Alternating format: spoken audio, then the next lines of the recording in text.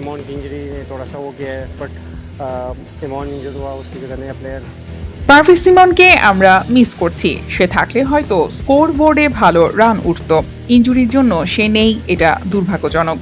ইসলামাবাদ ইউনাইটেডের বিপক্ষে হেরে সংবাদ সম্মেলনে বাংলাদেশের মারকুটে ব্যাটার পারভেজ সিমনকে স্মরণ করে যা বলল লাহোর কালান্দার্সের অধিনায়ক শাহিন আফ্রিদি।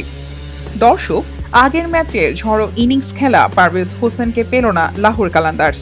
তার অনুপস্থিতির দিনে নিদারুণ ব্যাটিং ব্যর্থতায় অল্পতে গুটিয়ে গেল তারা। ইসলামাবাদ ইউনাইটেডের বিপক্ষে বড় হারের ম্যাচে বল হাতে তেমন কিছু করতে পারলেন না অভিজ্ঞ পেসার মুস্তাফিজুর রহমানও। করাচিতে বৃহস্পতিবার পাকিস্তান সুপার লিগের PSL ম্যাচটি 9 উইকেটে হারে লাহোর।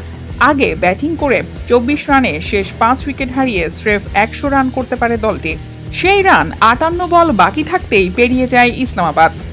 এদিকে ম্যাচ পরবর্তী সংবাদ সম্মেলনে হারের কারণ হিসেবে ব্যাটিং ব্যর্থতাকে দায়ী করেন অধিনায়ক শাহিন আফ্রিদি।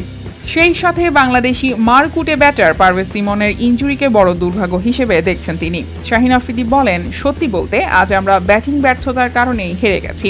এটা আমাদের জন্য খুবই দুঃখজনক যে আমাদের অন্যতম সেরা ব্যাটার পারভেজ সিমন ইনজুরির কারণে আজ খেলতে পারেনি। গত ম্যাচে সে নিজের সামর্থ্য প্রমাণ করেছিল। সে থাকলে হয়তো স্কোর বোর্ডে আরও ভালো রান উঠত। পুরো দল তাকে আজ ভীষণ মিস করেছে।